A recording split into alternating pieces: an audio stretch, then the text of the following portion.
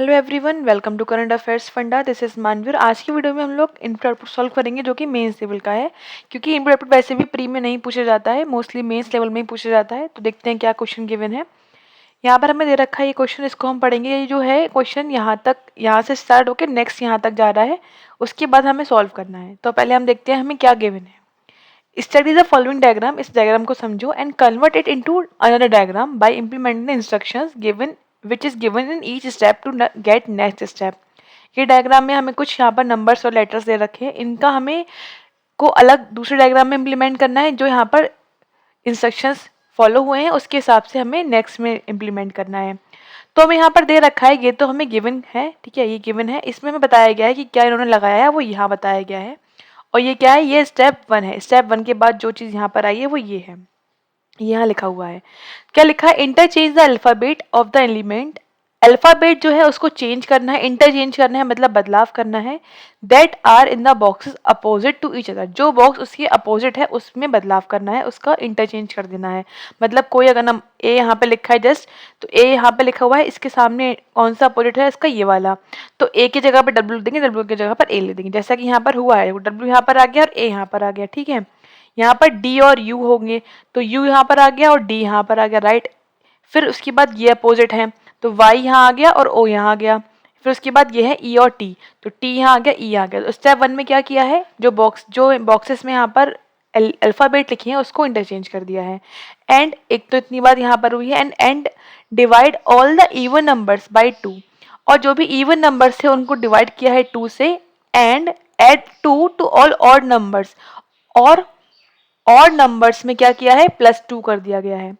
मतलब अब और ये क्या है 4, ये क्या है इवन नंबर, इवन में हम डिवाइड करेंगे तो 2 आ जाएगा, 8 में डिवाइड करेंगे तो 4 आ गया, राइट। अब ये ऑड है, ऑड है तो यहाँ पर क्या करना है, ऑड में +2 कर देना है, तो इट इज 5 आ गया। तो इस तरह से पता लग गया हमें स्टेप 1 में उन्होंने कौन सा इंस्ट्रक्शन अप्लाई किया है और उन्होंने कैसे इसको सॉल्व किया है। तो स्टेप 1 समझ में आ गया। तो स्टेप 1 को पहले हम इम्प्लीमेंट कर लेते हैं। अब जो क्वेश्चन है वो हमें ये दे रखा है, यहाँ लिखा है ना, ये स्टेप 3 है, ये स्टेप 2 है, और हमें जो यहाँ पर दे रखा है उसके बाद ये पूछा गया है कि इस वाले क्वेश्चन में अप्लाई करो। तो आप क्या कर सकते हो, आप साथ साथ भी यूज करो, क्योंकि क्या होगा, जब आप सारी चीजें आप एक बार में स्टेप समझोगे तो आप भूल जाओगे। तो इससे अच्छा ये है कि आप सारे एक एक स्टेप करो और उसे इम्प्लीमेंट करते जाओ। अब ये जो क्वेश्चन हमें दे रखा है ये गिवन है, ठीक है। अब यहाँ पर हम जो स्टेप 1 की चीजें थी वो यहाँ अप्लाई करेंगे। पहला क्या था कि जो इवन नंबर्स थे उनको करना था डिवाइड 2, और ऑड नंबर्स में क्या करना था, +2 करना था, और उसके अलावा जो अल्फाबेट्स थे उनको इंटरचेंज करना था। 3 चीजें यहाँ पर हमें करनी थी। तो यहाँ पर देखो, पहले हम देखते हैं सारे अल्फाबेट को चेंज कर लेते हैं। यहाँ पे यू है, यहाँ पर डी है, तो यहाँ पे क्या आ जाएगा डी, और यहाँ पर क्या आ जाएगा यू, ठीक है। फिर ई और ए चेंज कर दो, यहाँ पर क्या आ गया ए, यहाँ पर क्या आ गया ई। फिर टी और ओ कर दो, यहाँ पे क्या आ गया ओ, यहाँ पे क्या आ गया टी।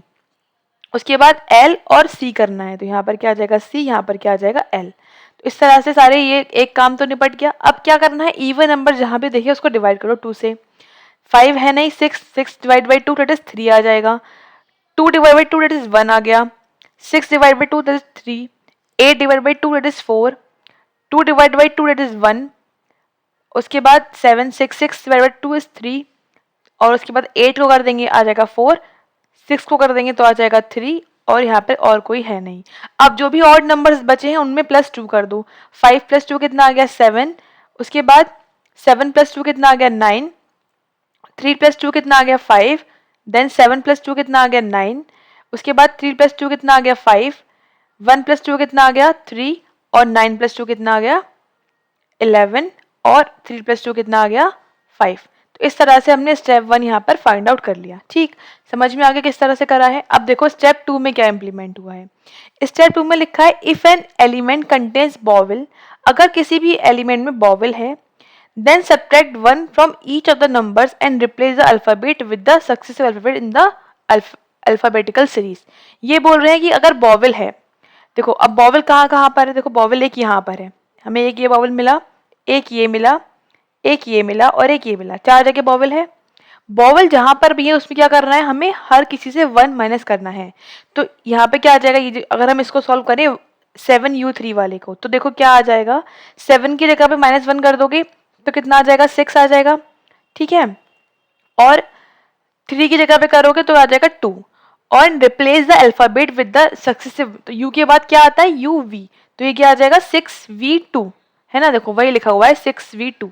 किस तरह से करा, समझ में आई बात, किस तरह से करना है, जो भी वॉवल्स वाले हैं उसमें हमें सब्ट्रैक्ट करना है -1 हर नंबर में से, एंड जो उसका अल्फाबेट है उसको हमें सक्सेसिव अल्फाबेट से रिप्लेस कर देना है। समझ में आ गई बात किस तरह से करना है, तो हम यहाँ पर भी अप्लाई कर लेते हैं। अब यहाँ पर देखो कहाँ कहाँ पर हमें वो दिख रहा है, क्या, वॉवल, तो ये 1A9 में ए दिखा, इस वाले में मैं डॉट लगा रही हूँ, इस वाले में है, उसके बाद 3 ये ओ लिखा है यहाँ पर है, उसके बाद ये ई लिखा है ये है, और उसके बाद ये लिखा है, तो 4 यहाँ बबल मिले हमें, ठीक है, तो बबल हम अप्लाई कर देते हैं। क्या लिखा था कि माइनस करना है 1, तो 0 हो गया, 9 से पहले क्या आ गया 8, 9 में एक बार करेंगे तो 8 आ जाएगा, 3 - 1 2 और 4 - 2 3, 3 - 3 इज 2, 3 - 3 इज 2, 11 - 1 इज 10 और 5 - 1 इज 4, ये आ गए। अब ए के बाद क्या आता है बी आता है, ओ के बाद क्या आता है पी आता है, ई के बाद क्या आता है एफ आता है, और यू के बाद क्या आता है वी आता है। तो इस तरह से हमने यहाँ पे चारों को चेंज कर दिया जो हमारे वॉवल्स वाले थे।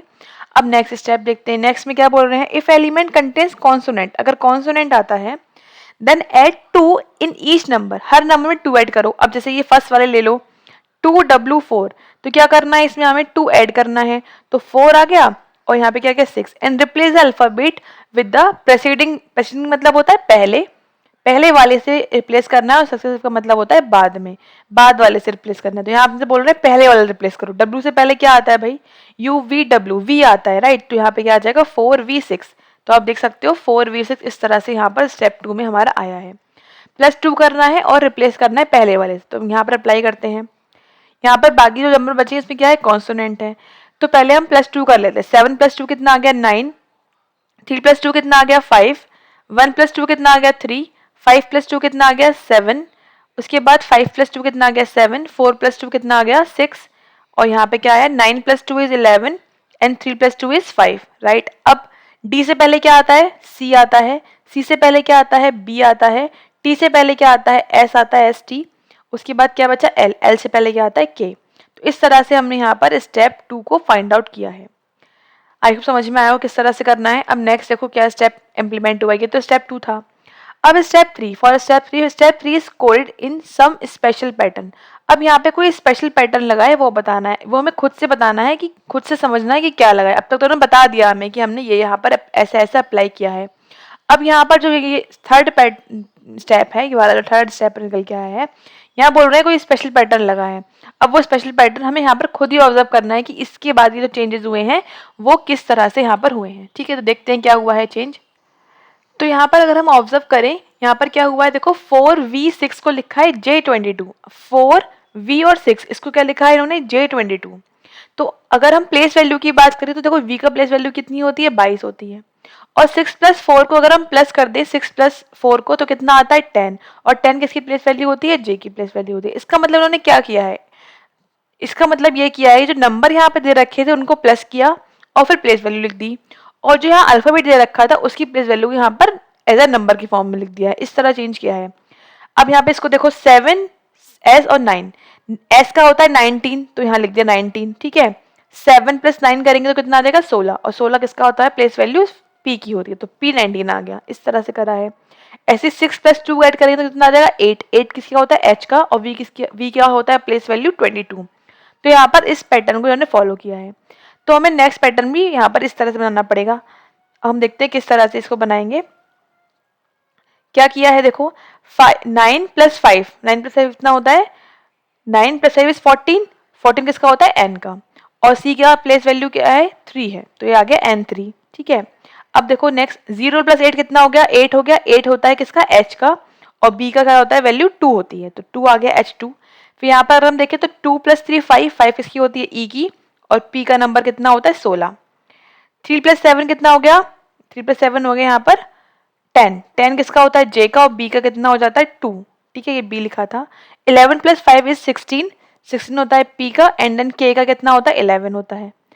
7 + 6 कितना हो गया 13, 13 होता है m का, और s का होता है 19, इस तरह से हो गया। 2 + 2 इज 4, 4 किसका हो जाएगा d का, एंड f का वैल्यू होती है 6 होती है।